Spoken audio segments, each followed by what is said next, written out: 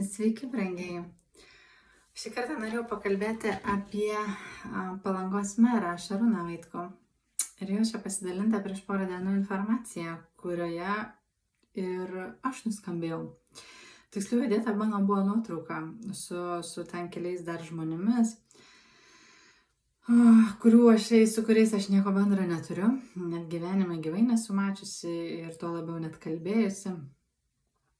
Ir ten toksai atviras buvo laiškas mero, toks kreipimasis į visuomenę su melaginga informacija, ten nesąmonių prirašyta,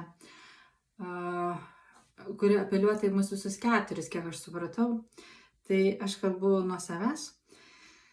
Ir čia vat, galit pasižiūrėti va šitą nuotrauką. Yra Antanas Kondradas minimas, čia tas iš Jonavos žmogus ir dar pats kažkoks ten vyriškis iš Palangos. Tai dėl šito įrašo aš jau kreipiausi į patį Šarūną Vaitkų, į Palangos merą, kad pašalintų mano nuotrauką, nes aš ten neturiu nieko bendra. Ir tai, ką jisai paskelbė su mano nuotrauka, yra šmeižianti informacija netitinkanti realybės, ten melas yra.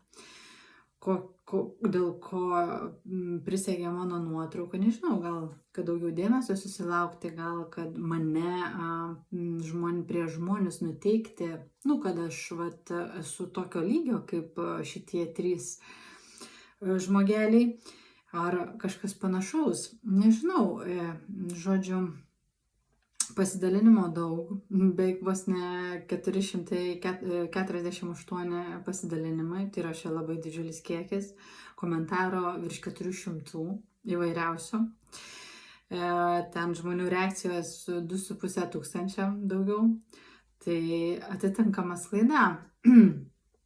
Ir vakar aš parašiau Šarūno Vaitkui merai Palangos laišką, kad pašalintų štai įrašą su mano nuotrauka, bent jau mano nuotrauką pašalintų. Nes tai, kas parašyta, su manim nieko bendro nesusiję.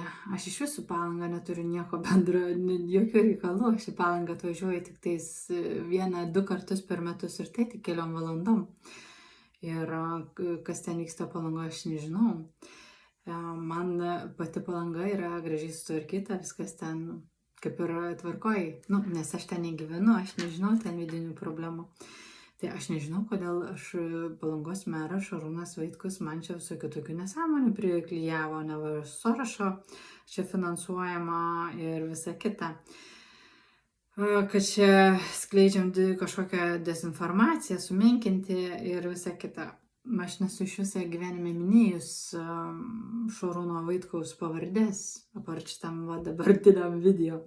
Ir apskritai dėl Palangos. Man kaip tik buvo kažkaip atkreipusi dėmesį Palangos merą, kuris kėlė klausimą dėl baseino palikti, kuris buvo pastatytas iš valstybės pinigų ir norėjo tą baseiną atiduoti privatininkams. Ir kiek aš prisimenu, ten Šarūnas Vaitkus su kolegomis labai daug kovojo dėl to, kad tas baseinas pasiliktų savivaldybės žinion, ko pasekoje buvo teikiamos daug mažesnės kainos žmonėm. Tai aš tą palaikiau. Tai man labai daug čia tokių klausimų kyla, kodėl čia aš esu prisegta. Nes toks dalykas, su tokia informacija, kad taip pateikia nuotrauką, ar ne, įdeda žmonių nuotraukas ir prirašo ten beleko. Tai kurios netitinka realybės ir faktų, konkrečiai susijęs su manim, nes aš tų 3 žmonių nepažįstu. Šiaip tai jie visi 3 pagal jų, ką jie kalba ir kaip jie mini Kasčiūną ir konservatorius, tai bent jau tie 2 pirmi. Tai ten ryškiai susiję turi bendrų ryšių su pačiais konservatoriais, ko aš tai tikrai neturiu. Tai gal net čia visi 3 jie susijęs su konservatoriais, tai net nebejoju. Bet aš nesu nieko susijusi su konservatoriais. Bet aš esu iš tų žmonių, kad visur yra visokių žmonių. Ir nereikėtų labai irgi ten sureikšminti visiškai ir nurašyti žmonės dėl tam tikrų partijų. Kaip ir, pavyzdžiui, pačio Šarūno Vaitkaus. Aš jo nepažįstu asmeniškai, neturiu jokių bendrų reikalų. Niekada neturėjau. Ir aš nežinau, kodėl jisai čia taip pasidalino tokia informacija ir, kaip sakant, savo sekėjam, kurių yra 18 tūkstančių, 13 tūkstančių. Buvo 12 tūkstančių prieš porą dienų, dabar jau 13 tūkstančių. Kaip sakant, čia parašė tokių nesąmonių. Tai man tokie dalykai nepatinka, aš nepriimu tokių dalykų, man reklamos nereikia, ypatingai tokios šmeižiančios, dirgiančios ir kuriančios neigiamą nuomonę apie mane ir tapatinant su žmonėm, su kuriais aš neturiu nieko bendra, niekada neturėjau. Apart to, kad Antanui Kondradui, kuris kažkada ten padėjo, kiek prisimenu, per Europarlamentą Petro Gražulio rinkimuose, po kurių labai daug reikalų turėjo su Antano ten žmonėmis, kurie yra tikrai nusikalstamo pasaulio žmonės, tikrai ne mokslo žmonės, ne valstybininkai.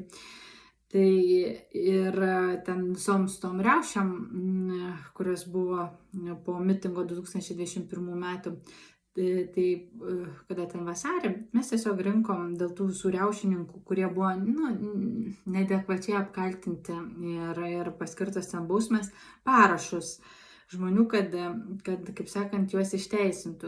Tai toks reikalas. Daugiau aš su juo nieko bendra neturiu.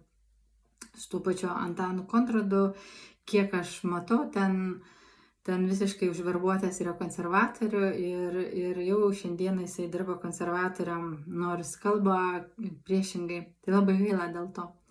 Tai aš net nebijoju, kad anksčiau ar vėliau jisai bus nuimtas pačių konservatorių.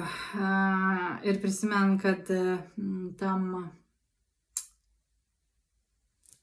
tam Tapino dienoj Gedos mitinge, kai tasai Kondradas vaikščiojo ir filmavo, tai jis to nebūtų galėjęs padaryti be konservatorių sutikimų ir leidimo, tuo labiau kalbinti Tapiną. Tai čia labai atkreipkite dėmesį ir pasižiūrėkit, pasiklausykit, ką kalba ir kiek mini konservatorius, kaip jos liaupsia ypatingai Kasčiūną. Tai nereikia klausyti tų žmonių. Dabar grįžtant prie Šarūno Vaitkaus, kur sakau, aš neturėjau nieko bendra ir aš su Palanga neturiu nieko apskritai, jokio ryšio. Aš ten negyvenu, labai retai kada nuvažiuoju. Ir jeigu nuvažiuoju, aš tik tais porai valandų pasivaikštau, man gražu, sutvarkyta. Nežinau, aš neturiu ką pasakyti apie Palangą, nes aš ten negyvenu. Ten neturim labai daug kažkokių ar giminių, ar dar kažkokių ten ar draugų. Mes ten nebūnam. Tai kažką ten teikti negaliu. Tai ir nesu gyvenime to dariusi. Nesu kalbėjusi apie Palangą ir tuo labiau Palangos merą. Tik esu kažkada pasidalinusi vieno žmogaus ten iš tų nuotraukų video, kuris ten kalba apie problemas. Bet dabar man ten kyla klausimas, kiek ten realios tos tiesos yra. Nors, žinant, ten tos konservatorius, tai visko yra. Tai aš kreipiausi į Šarūną Vaitkų, jisai po kol kas jokios reakcijos nebuvo iš jo. Ir ta prasme man nebuvo iš jo. Ten viduje kažkokia reakcija įvyko, net gal buvo ir susiekta su kai kuriais žmonėm. Bet to įrašo nepašalino. Tai šiandieną bandžiau paskambinti į Palangos savivaldybę ir pasikalbėti, gražiuoju, kaip sakant, paprašyti, kad išimtų tą postą, pranešimą, ar bent jau mano nuotrauką. Bet nepriskambinau, skambinau sekretoriai Šarūno Vaitkaus, nekėlė ragelio, skambinau, tuoj pasakysiu,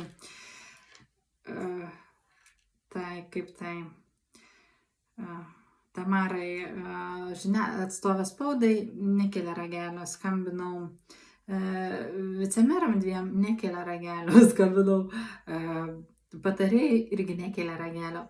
Yra dabar 1:30, tai yra po pietų, nežinau, gal dar pietauja, arba taip dirba. Tai koks toliau mano žingsnis? Tai toliau mano žingsnis yra kreiptis į teisėsaugą, tai yra policiją, prokuratūrą ir kad išsiaiškintų, kokiu tikslu buvo panaudota mano nuotrauka ir aš apšmeižta. Ir tada pažiūrėsim, kokie bus reakcijos pareigūnų. Nes kai konservatoriai kreipiasi, tai labai greitai ikiteisminis tyrimas prasideda. Pasižiūrėsim, kaip policijos pareigūnai, teisėsauga kreipsis, kada kreipiasi kitų politinių jėgų ir, kaip sakant, paprastų žmonių prašymai.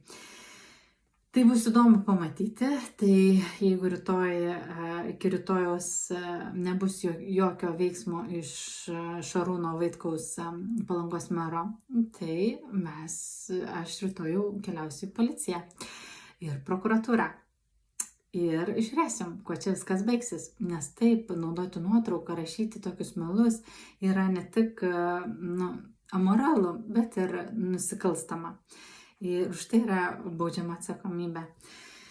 Tai pasikalbėsim, kai tą daro ten visokie šou atstovai, ar ne, ten influenceriai, kurių darbas yra daryti tokius, dar yra vieni dalykai, bet kai tą pradeda daryti valstybės tarnautojai, merai, tai jau yra kito lygio klausimai. Va.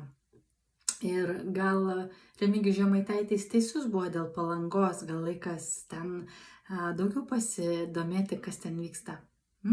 Tai tiek šiam kartui, iki kitų kartų.